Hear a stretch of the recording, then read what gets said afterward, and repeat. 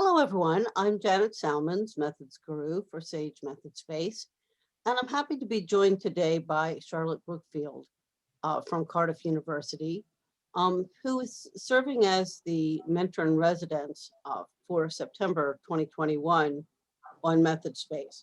But before we get started, if you are new to Method Space, this is a blog community hosted by Sage Publishing that is focused on all things to do with planning, designing, conducting, analyzing, writing about research, and sharing our results in all kinds of ways. And you can see that at the heart of this Venn diagram, we have teaching and learning, because we think that whether you are a student, a novice researcher, or an experienced researcher, we all have something to learn. And we hope that Method Space will be a place that you can find something new that will help you with your research. So Charlotte, why don't you begin by introducing yourself and then telling us about your new book? Great, thank you, Janet. Yeah, so I'm Charlotte. I'm a senior lecturer in the School of Social Sciences at Cardiff University in Wales in the UK. I'm also the co-director of the Cardiff Q-Step Centre of Excellence in Quantitative Methods Teaching. So in the UK, we've had a Q-Step initiative or programme which has funded several higher education institutions to explore innovative ways to engage young people, both studying at university, but also before they arrive at university, how we can engage them with quantitative research methods and statistics. So the book for me then, I decided to write this book based on the fact that I took over leading a module within the School of Social Sciences where actually our students went out on research placements in their second year. So they'd completed their compulsory research methods training. They decided that they quite liked doing research and were quite keen to expand their skill set and try it out in the real world. And they went out on various different placements. And one of the bits of feedback that I was hearing about, though, was that often they hit kind of a bit of a brick wall when it came to the analysis. That was a bit of a challenge for many of them. And that was mainly to do with the fact that they were expected to be familiar with Microsoft Excel, and their teaching primarily focused around sort of more expensive software packages such as SPSS. And so although they were quite confident performing various statistical analysis using those programs, they were less familiar with doing that perhaps in Microsoft Excel.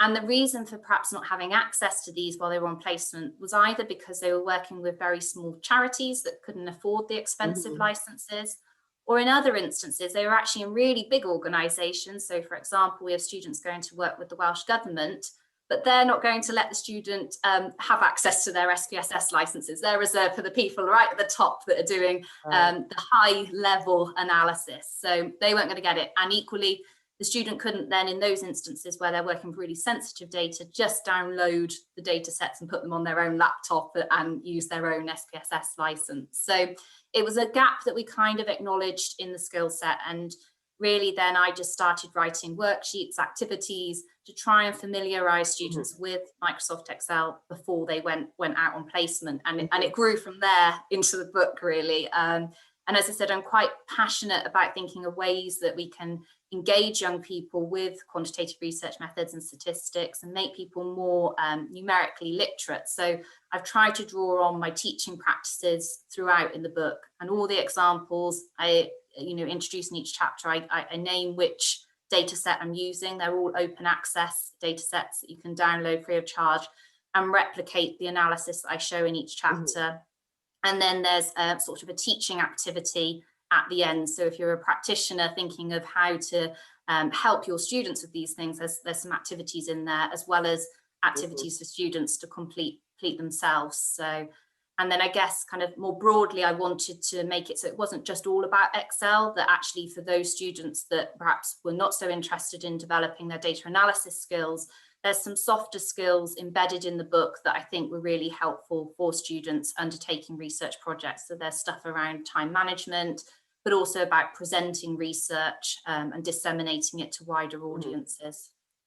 Well, it just seems like really a practical approach. And in the posts we'll share on method space, we'll, have a chance to, explore some of those skills in particular, because, just, having worked with a lot of students, I mean, I like the way that you describe the ability to kind of bridge uh, academic work and work in the field, because, not everyone has, some of the more specialized software, but Microsoft Office, for better or for worse, is kind of ubiquitous. So, Yeah. that's something that, by learning how to do that, to work with that, it might be, helpful in a wide range of situations, or, with students who are somewhere where they, just simply don't have the funds to purchase the more expensive packages.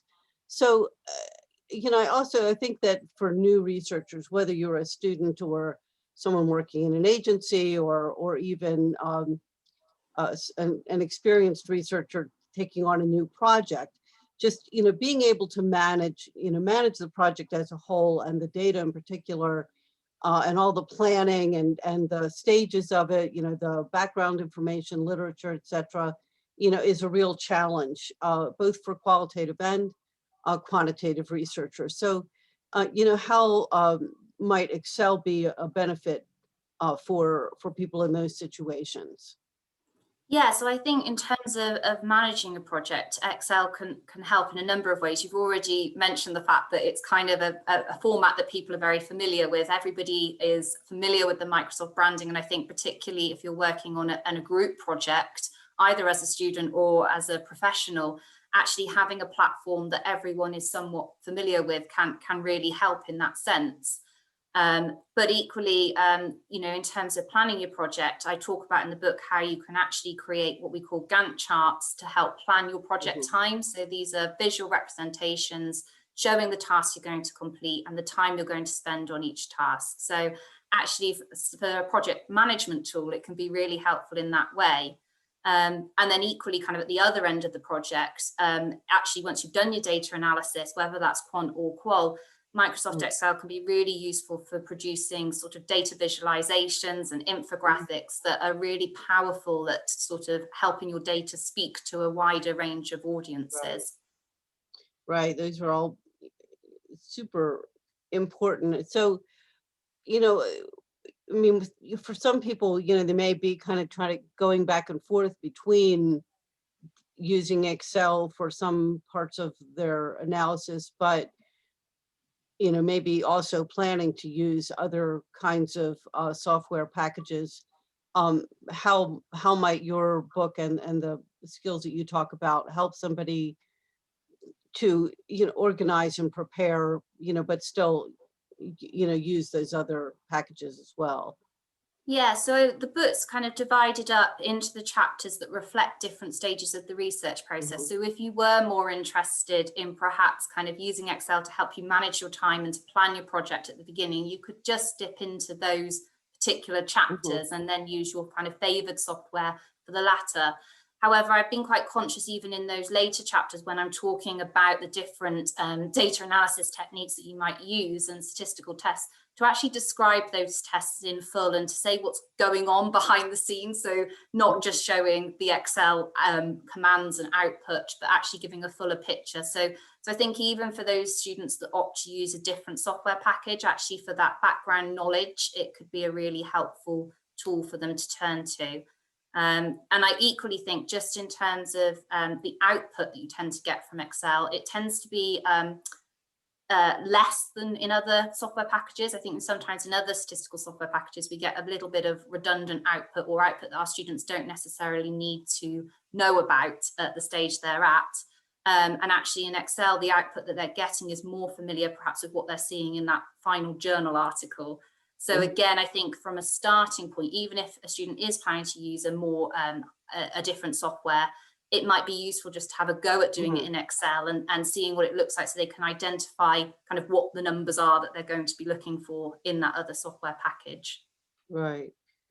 So what tips do you have for research faculty or supervisors who are working with students through the research stage?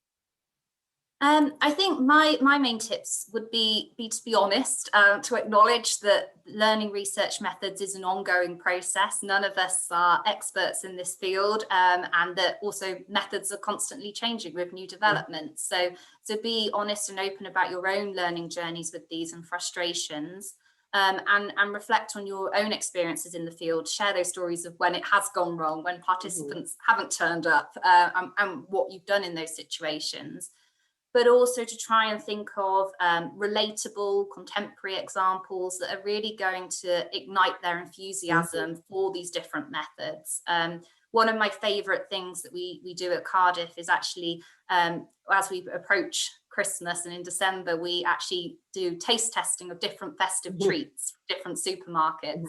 And then our students do analysis on the data they collect. And I just think it's a really fun way of creating a learning community around methods. And, you find yourself explaining statistical concepts and tests through food, which appeals to a lot of our students and me as well.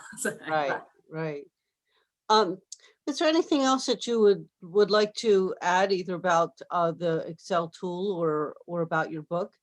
I know that, for example, you've got a lot of online resources available on the book website.